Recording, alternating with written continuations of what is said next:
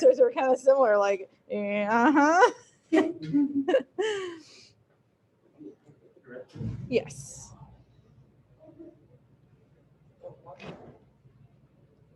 How are you, Sarah? Me too. I'm so sleepy. We're thinking about getting a coffee maker for in here. I don't know if I'm allowed to have one, but I think I'm going to do it anyway.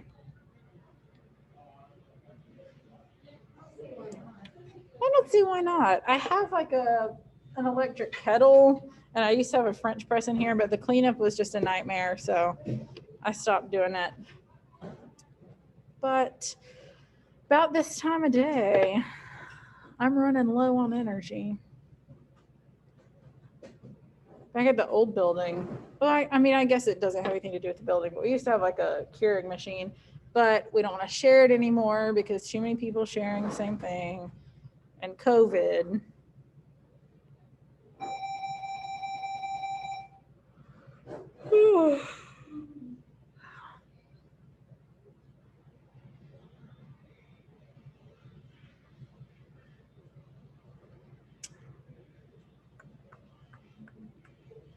I'm so, hey, how's your day?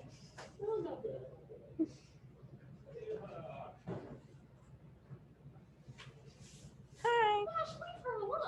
He can stay. He can stay. He could stay here all day. I'd be fine with it. I don't have. It'd be the funnest way to teach. It'd be the most fun. Also, I don't know. Do you have to observe me at some point? I don't think you're on my list. Okay. I don't think you're on my list. I'll double check, but I emailed for my third quarter for this. I think you're not. Yeah. You might be not. No, I don't think I know what that is.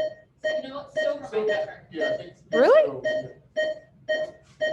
So has to me too.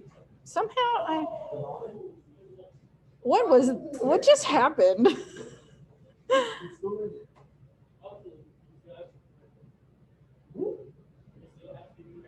Yeah, I did. I'm gonna close talking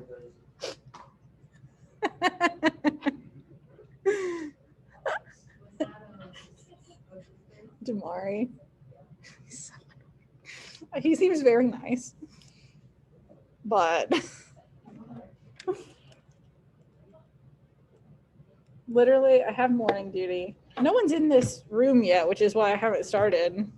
I mean, I guess we still have a minute left, but I have morning duty in the cafeteria, and it doesn't matter who's there. He'll just come up and like talk for the entire half an hour, and like you don't even have to respond. He just wants to like talk at someone, and it's usually about like all the fights he gets into, and I just don't believe that. I don't know. Yeah, so we were saying, I think we need like a group chat with a bunch of people from Allegro. You were in it. We were just meeting the entire time. And we ended it because we weren't talking about music. Oh my gosh. So musically inclined or something like that. I mean, that's kind of hilarious. He ended it. Because you're talking about something other than music. Oh boy. That was a pretty fun movie. He's a character. Yeah.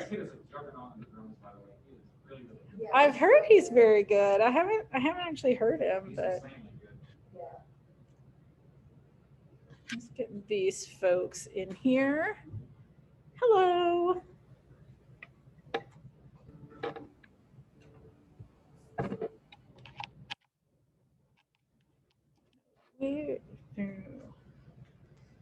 Okay, let's see if this works. I've been having trouble off and on with my camera.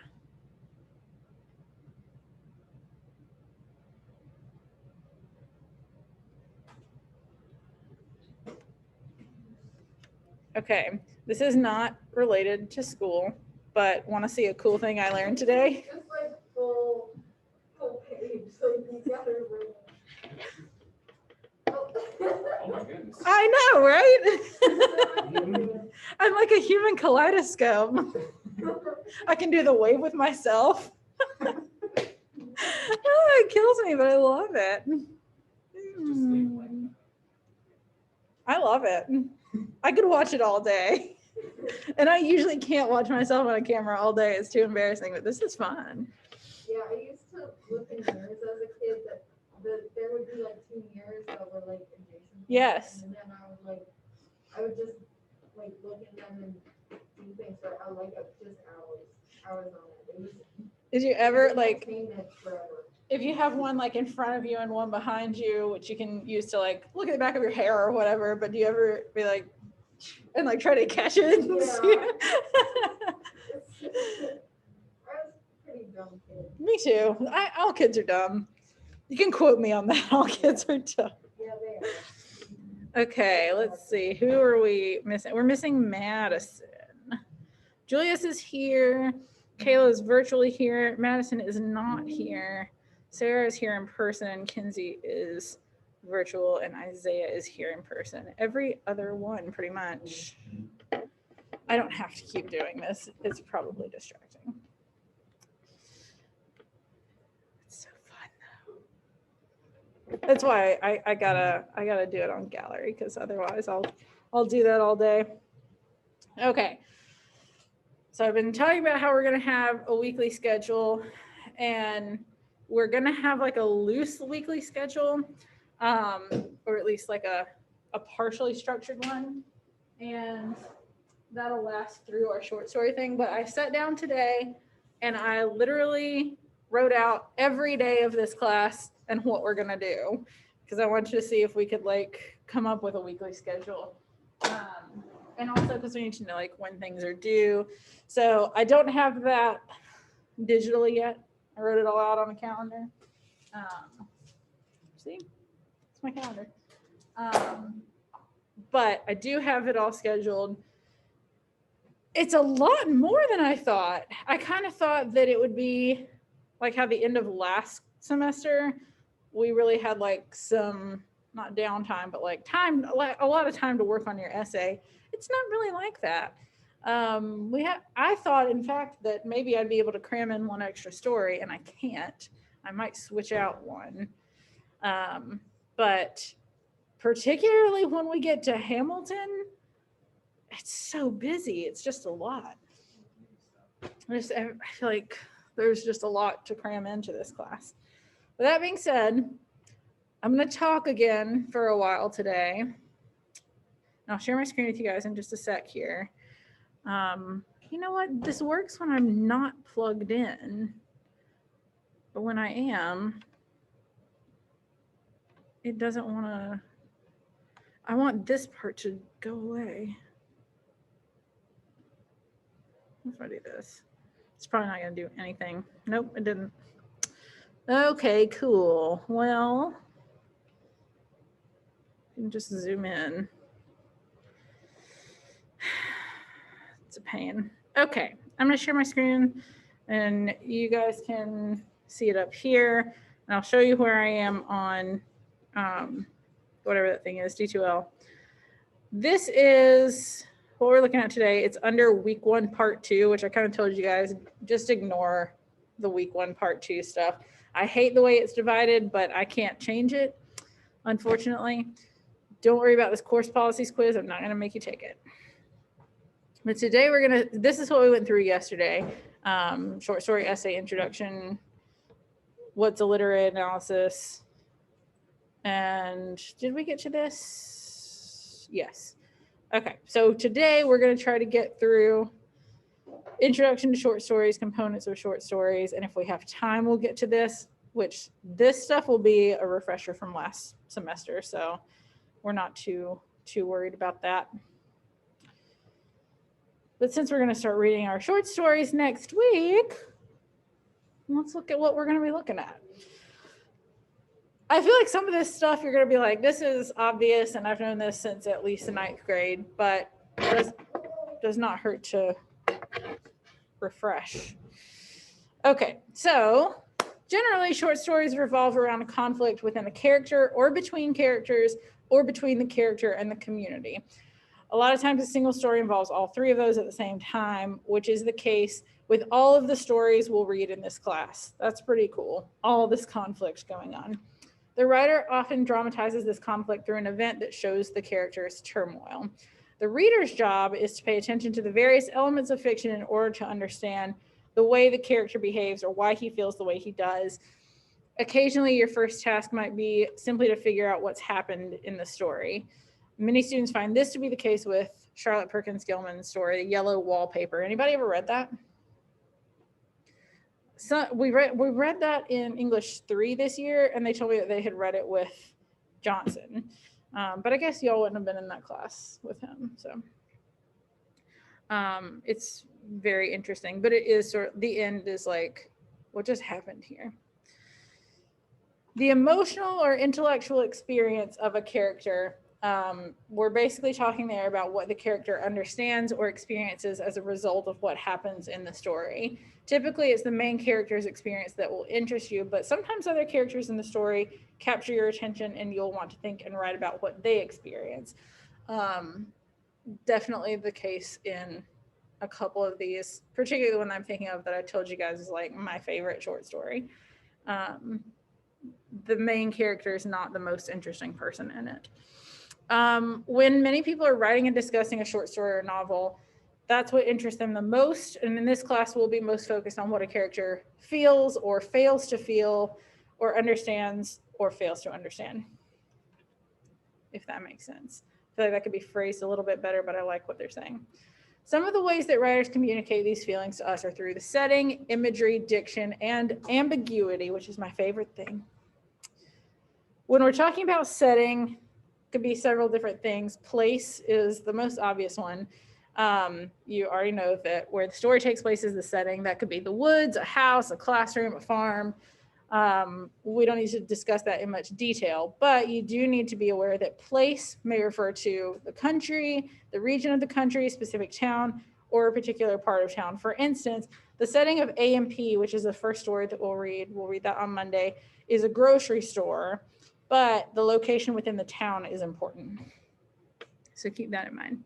Time does not always appear to be part of the setting, but it's frequently a key to our understanding of the story.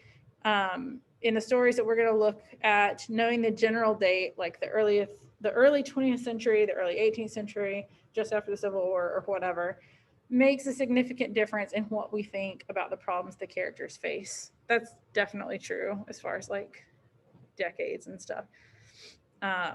Like for instance, if a story takes place in the 60s, it's not going to be surprising to see like a lot of conflict about gender roles, class roles, that kind of thing, because it was such a big time of like human rights. Culture, class, and religion. All of those things can be part of the setting of the story.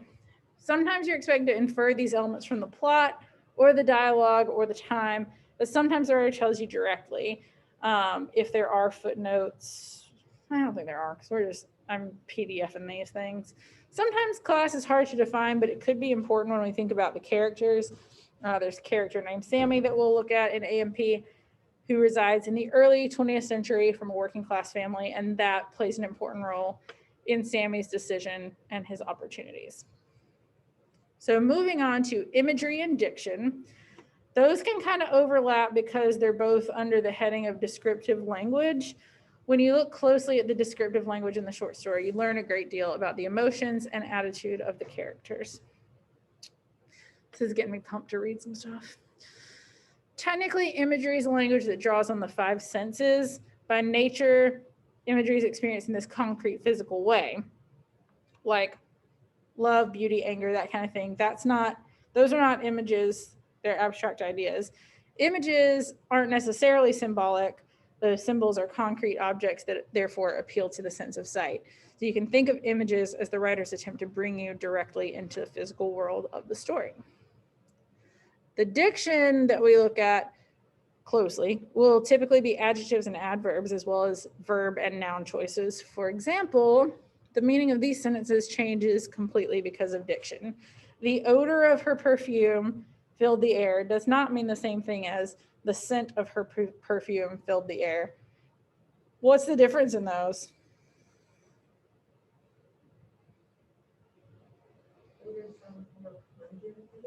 Yes, I agree. Odor sounds more pungent. It doesn't necessarily sound like it is pleasant. It makes me think of that episode of The Office where they try to get Phyllis to stop wearing her perfume because it gives Pam nausea. His wrinkled face was wreathed in smiles does not mean the same as his withered face was slit by a grin. I feel like I'm reading about a serial killer in that second one. It just seems like more creepy and like ominous.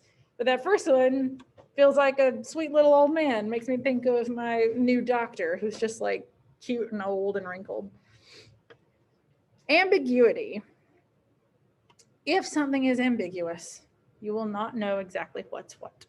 An ambiguous statement could mean more than one thing, and sometimes the meanings are contradictory. For example, if I wrote, I usually like to read rough drafts 2 weeks before the paper is due, you can interpret this statement in different ways. You might think I'm telling you gently that I will not read your rough draft unless I see it 2 weeks early, or you could decide that I mean that while I usually like to get them early, I'm perfectly willing to read the drafts at any time. You might also wonder if that means I require you to turn in a rough draft at some point, preferably 2 weeks in advance. I actually feel like that's more just a lack of clarity. I don't think that's a great example. Literature thrives on ambiguity.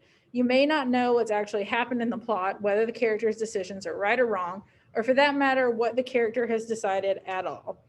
Being a good reader doesn't mean that you have all the answers about every story. In fact, the best readers are willing to acknowledge that sometimes they're unsure about what's happened, especially when the writer has deliberately not allowed them certain knowledge.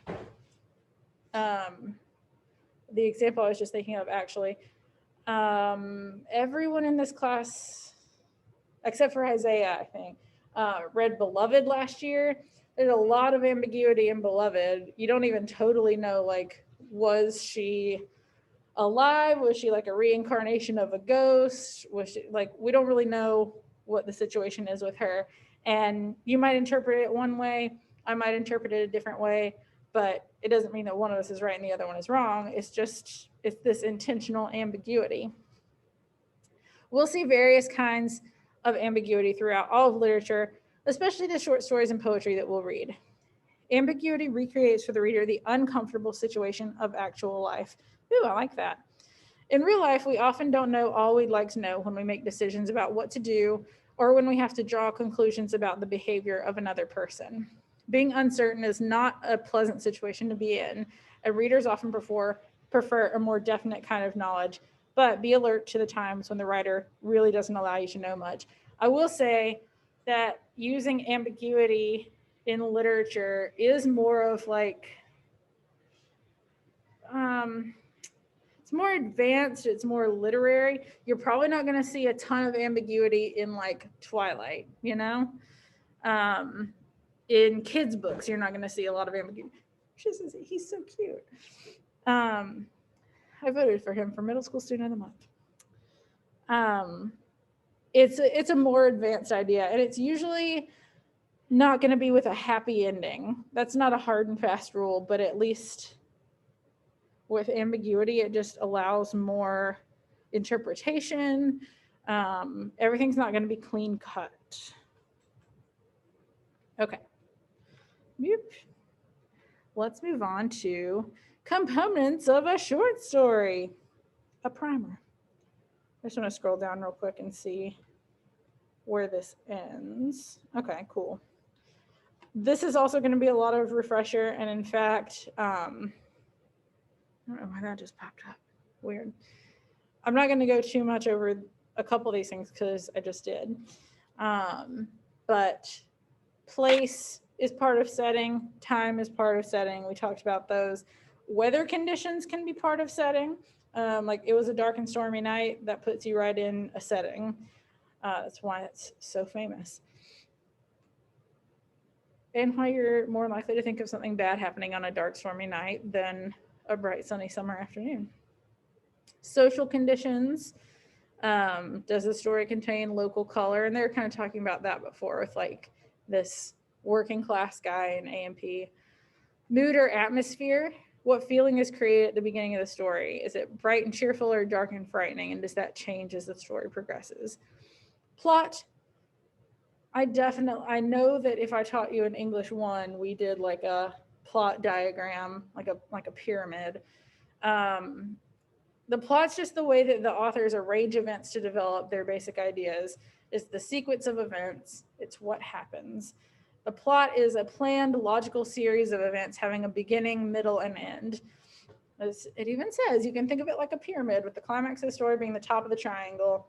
The short story usually has one plot, so it can be read in one sitting. With novels, it's obviously a little bit more complicated because you'll have like the main plot and then a subplot. You might even have like a subplot, so it's a little bit harder to chart.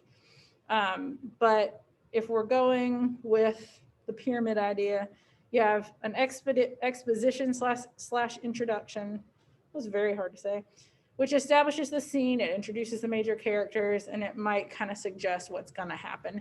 Then you have the rising action.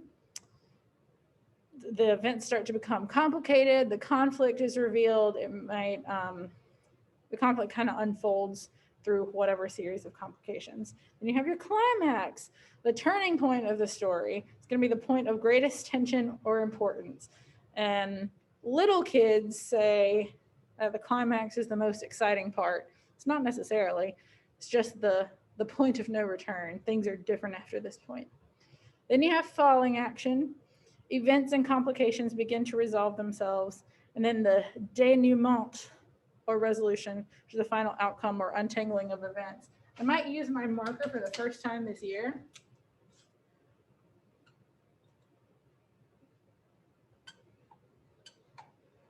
They don't always look the same.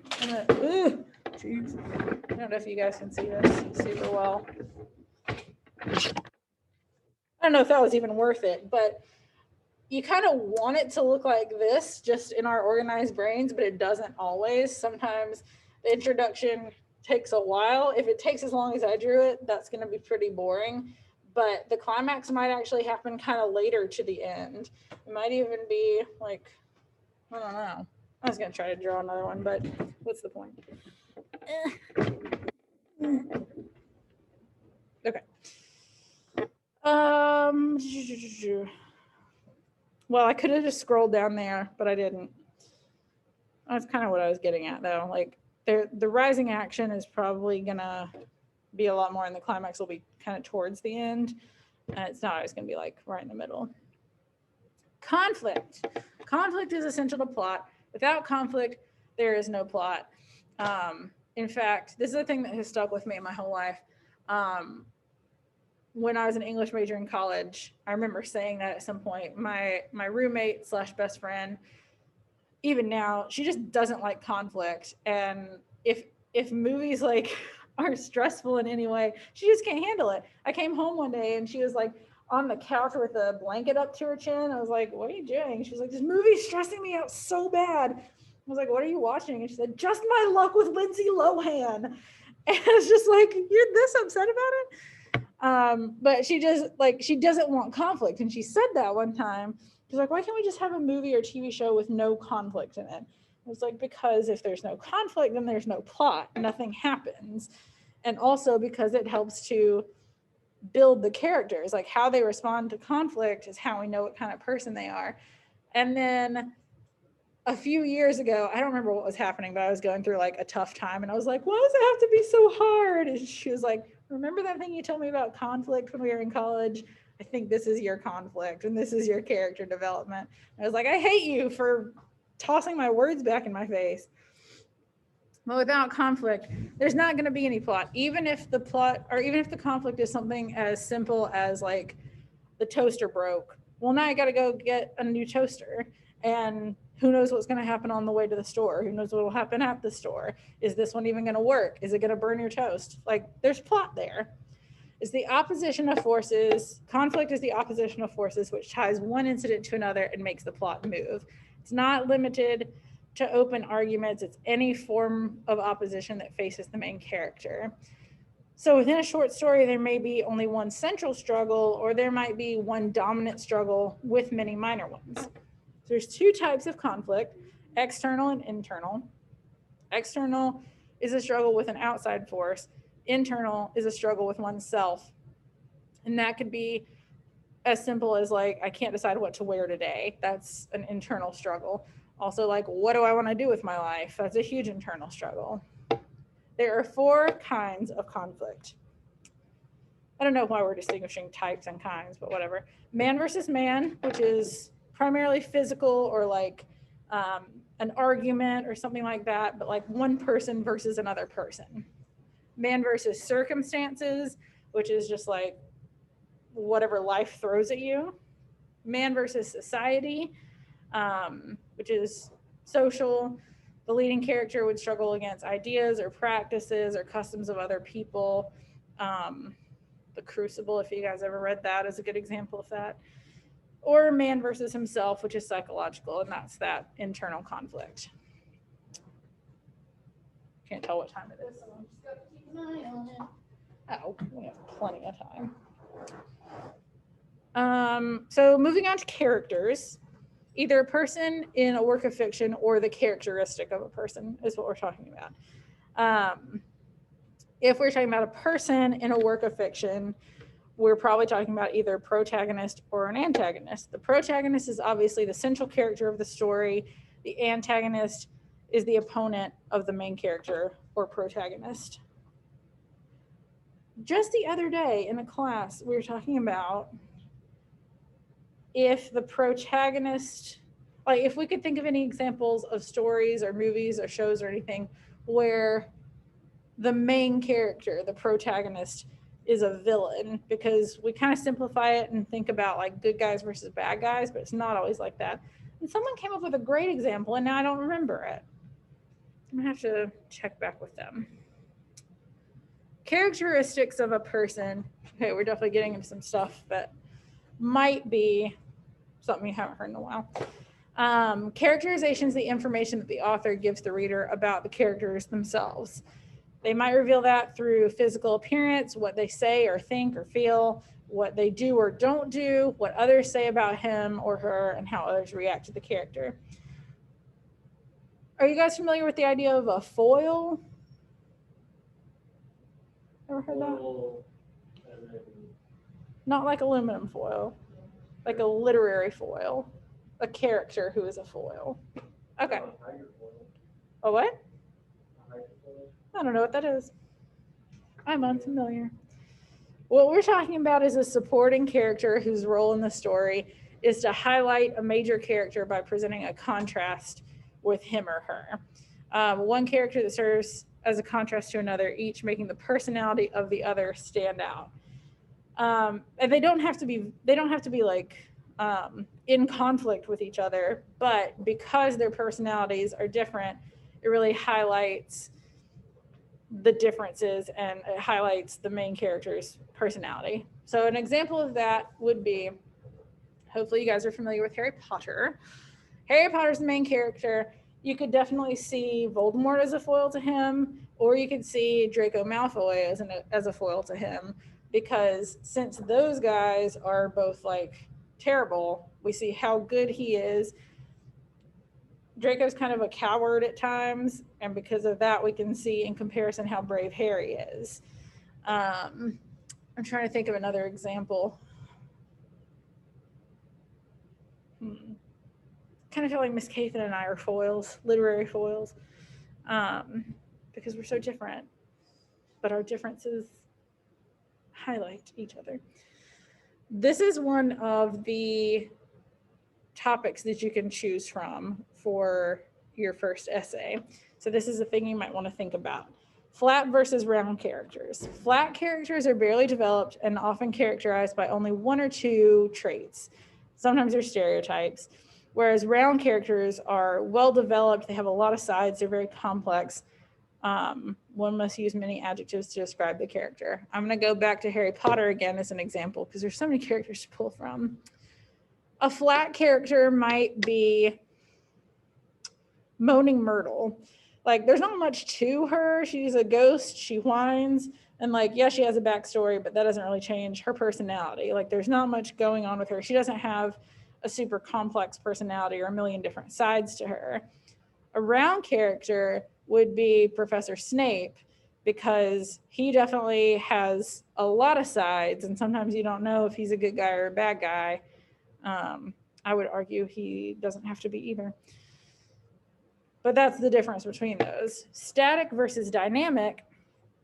Static characters remain essentially unchanged, whereas dynamic characters grow and change as their stories progress. And the classic example I always use for this is in A Christmas Carol, which I'm sure we've all seen some version of. Ebenezer Scrooge is a great example of a dynamic character because he starts out really like mean and miserly, kind of just hates everybody, and then he goes through something that changes him, and in the end he is very kind and generous to everybody. So he's really done a 180. Yes. A static character might be like Bob Cratchit.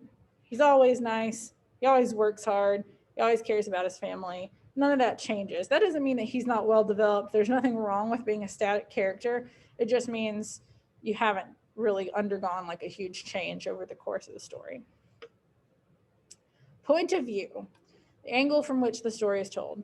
The narrator is the person telling the story. Don't confuse the narrator with the author. And I know that I've definitely been through this before as far as speaker versus author. You guys who are in AP might recall. Attention teachers, can I have Ronald Roberts for dismissal, please? Ronald Roberts for dismissal. In AP, I had you guys listen to that Reba McEntire song about the girl who was like kind of white trash when she was little, and she was really down on her luck and had like a sick kid and a horrible mom or something, and then she essentially became a prostitute, and at the end she was like happy and wealthy and everything. And the song is called Fancy because the character's name is Fancy. Fancy is the narrator, the speaker, but she is not the author. Obviously, Rita McEntire is the singer. So first, we definitely should know by now the difference between first person narration and third person narration. First person, we're going to use personal pronouns. We, I, could be an unreliable narrator. We'll definitely look at some unreliable narrators. Or third person, which is he, she, they. They could also be an unreliable narrator for the record. And when we talk about unreliable narrators, what we're talking about is a narrator whose vision or version of the details of a story are either consciously or unconsciously deceiving. They might misrepresent events, misdirect readers. Such a narrator's version is usually subtly undermined by details in the story or the reader's general knowledge of facts outside the story. I'm trying to think of a good example of that. Yeah. Nick, you guys haven't read Great Gatsby though, right? Yeah. Oh, I actually have this book that's really interesting that the whole thing kind of assumes that the world of the Great Gatsby was real, like all the events in it actually happened.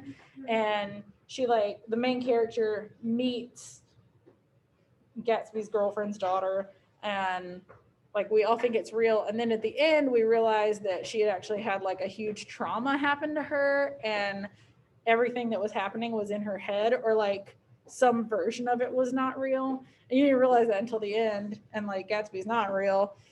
And it just really makes you like rethink the whole story. An omniscient narrator. That is an all-knowing narrator. He can move from character to character, from event to event. That's a really cool way to write because you get more than one person's perspective. You don't have to really stick with one character. A limited omniscient narrator would only focus on what a single character experiences. Again, to bring it back to Harry Potter, for the most part, it's a limited omniscient narrator. We're pretty much hearing what Harry thinks, but from an objective point of view. An objective narrator is a third-person narrator who remains entirely outside of the character's mind and can only report events he sees or hears, like there's a camera following people. I feel like we don't come across that too often. Okay, we talked about this a little bit yesterday. Theme. The theme in a piece of fiction is its controlling, central, or dominant idea, and that has to be more than one word. You wouldn't just say love or family or revenge or something like that is the theme. What's the message about the theme? For example, the theme of Lord of the Flies isn't evil, it's that man is inherently evil, which is why those little kids just destroy each other. What's the moral of the story? Okay, just a few more important fiction terms. Style, that's a distinctive manner of expression, the way that the writer uses language, selecting and arranging words to say what he or she wants. We're going to look at actually 2 Ray Bradbury stories. And he's got such a distinctive style that I feel like if I was introduced to a new piece of his, or like one I'd never read before, I would still know that it was his just because of the style. The tone would be the attitude a literary work takes towards the subject matter, characters, or audience. And that can be like a sarcastic tone, an optimistic tone, a hopeful tone. Imagery, we kind of already talked about, so I'm not going to go over that. Allusion is a reference to familiar historical, cultural, literary, or biblical texts, figures, or events. Like anytime you're reading a book and it talks about something that happened back during World War II. World War II is an allusion because that's a thing that we all know about that happened. Flashback, we know what flashback is. I'm not going over that. Foreshadowing, we know what that is too. Hints at what's going to come later in the story. Like when Romeo says, I've got a bad feeling about this. Or maybe that was Han Solo, but symbolism. I'm so excited to get into some symbolism with you guys. Some of the stories that we're going to look at are so rife with symbolism. She made my friend at work. He has a totally different level of symbolism. Oh, yeah? I was trying to think if anybody in here, Dominic's the only person, and he's not actually in this class. We're doing Ethan Frome with my English 3 class right now. Yes, the Stark trees. And I don't know if you remember the pickles and donuts symbolism, but it's not subtle. But I've mentioned that to my students, and I don't think they understand yet what that means. It's my English 3 class. LeBron, Cece. Yeah, Kayla said, oof. That's right, Kayla, you're in that class. Which, okay, I'm going to get off topic for just a second here because we're talking about LeBron. But in this story, Ethan Frome, Ethan, the main character, has feelings for his wife's cousin. And we keep saying that that's not okay because, first of all, he has a wife. Second of all, she's his wife's cousin, and that's kind of weird because even though they're not related, they're family. And so we were just talking about that and how like that close kinship makes it weird. And LeBron was like, I just don't see what the problem is. Just like repeatedly, he was like, I don't see what the problem is. And I was like, well, think about this. Like, I'm not blood related to my brother-in-law, but if my sister died and he tried to marry me, that'd be horrific because he's my family. And we have this relationship that's totally different from what he has with the wife. And he was like, I don't see what the problem would be if you wanted to marry your brother-in-law. And he was just so adamant about it. It was horrifying. Yes, The Haunting of Bly Manor. Oh my gosh, I hope you guys watched that. That show's good. I feel like Haunting of Hill House I liked better, but Oh, that one was like pretty scary. just, like, terrifying. Yeah, it was one of the, The end made me. yeah, really uncomfortable. Oh, once you found out about the bend-necked lady, I was just like, whew. I don't get scared by too much. Like, I want to be scared, which is probably weird, but yes. You hear it. I think that's the worst. It's awful, but it's such a good show. Like, it's just such a well-told story. I don't remember how I got on that from symbolism. I know that we were talking about pickles and donuts, but moving on to Allegory. Allegory is a work designed to convey a message, lesson, or moral principle through characters who personify ideas, concepts, qualities, or other abstractions. It's a story with 2 parallel and consistent levels of meaning, one literal and one figurative. Exactly. Animal Farm is an allegory for the Russian Revolution, and like all the characters stand for people that were important. No.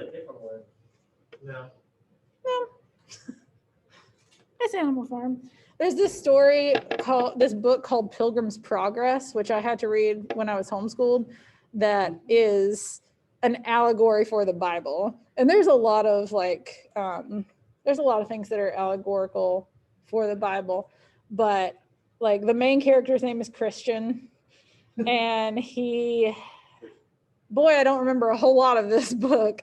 But he has to go through like, I mean, that's blatant enough, but he has to like go through certain trials, and everybody's name is like allegorical. I wish I remembered more of that because I feel like it'd be a better example, but I just don't. I can't believe my mother made me read that when I was homeschooled. I was very young, 2nd or 3rd grade. Didactic, I don't know if you AP folks might remember that. Literature or art designed to teach, convey instruction or information. In fact, the thing I was just talking about, that allegory, Pilgrim's Progress, would probably be didactic because it's trying to teach you how to live in a morally upright way. And then I think the last thing on this, I may or may not end after this, is a Bildungsroman, which is more often a novel than a short story. And obviously we're not reading any novels in this class, but it's a coming of age story that's concerned with the development and maturing of the protagonist. It charts this metaphorical journey from youth to maturity and stresses the importance of a journey. Usually contains a ceremony. The Giver would be a good example of that. Okay, let's take a look at how long this is and see if we want to do it today. Ooh, 14 pages. So looking at my lists. We'll do this tomorrow, but let's watch this video about introducing quotes, which everybody except for Kinsey has recently written a research essay. Maybe you have, I don't know, but you didn't do it in my class. And so you'll be still kind of familiar with introducing quotes. He says this. Yes. In an English class, when your teacher asks you to write a paper, she wants you to include the following elements: a thesis, a set of arguments, and pieces of evidence to prove your point. This means adding quotes. If you're tired of receiving papers full of question marks, or if you're sick about that D on your last paper, then keep watching, because this is integrating quotes in plain English. They say D, not like a nerd. So why does your literature teacher care about quotes so much? Here's why. Everyone is entitled to his or her opinion, whether you're choosing between Team Edward or Team Jacob, or analyzing Hamlet's state of mind. But what makes one interpretation of the work better than another? Ultimately, the interpretation you read should be based on the text or the words of the work you have read. Your opinion shouldn't just come out of thin air. It should come from the book, the poem, the essay, or the short story you are analyzing. The text is your evidence. It is the justification for your opinion. As with any piece of evidence, you want to handle it with care. Think of your evidence as a small child whom you would not leave unattended. This is the same with a quote for your paper. It shouldn't be sitting by itself. Quotes that appear by themselves in the middle of a paper interrupt the flow because the reader does not know what it is about, who said it, or why you think it's important. Thus, it is always best to attach the evidence, the quotes, your small child, to your words of analysis. Let's say you're writing a paper on the novel To Kill a Mockingbird. Here's a quote about courage from that novel. There are 3 simple ways you can integrate the quote. The first way is by placing your words first, followed by the quote. Another way to integrate this quote is by placing the quote first, followed by your words. The third way you can integrate your quote is by nestling the quote between your words. Let's take a look at the quote integration in action. Here's the quote nestled between your words. Here's how it reads. In forcing Jem to read to Mrs. DeBose, Atticus teaches him that real courage is not a man with a gun in his hand, but rather knowing your lip before you begin, but you begin anyway, and you see it through no matter what. as is evident in Mrs. DeBose's struggle to overcome her morphine addiction before her death. As you can see, the quote is a seamless part of the words of analysis. So remember, always attach your evidence, the quote, to your words of analysis, and see how you'll turn this to this. This is Okay. Mrs. Petra, integrating quotes in plain English. Thank See you, in the Mrs. classroom. Petra. While I find that whole video kind of creepy, I actually think their example from To Kill a Mockingbird was really solid.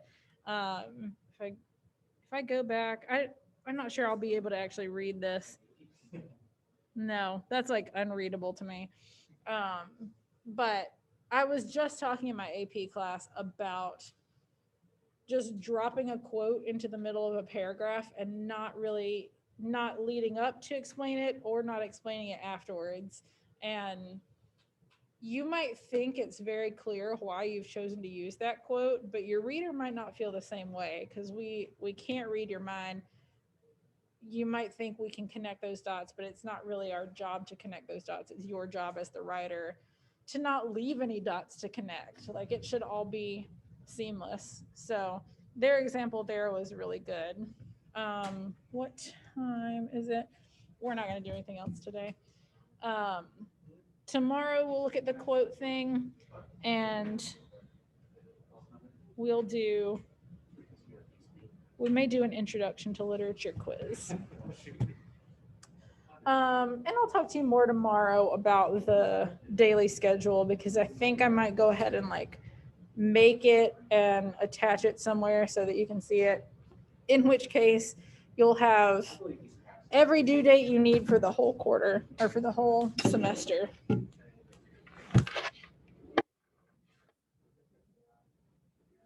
Before I let you guys go. Oh my God. I just want to do that one last time. Look, Dominic, I can do the wave by myself. Okay, I'm going to let you guys go. Bye. Bye. Wave on there is like,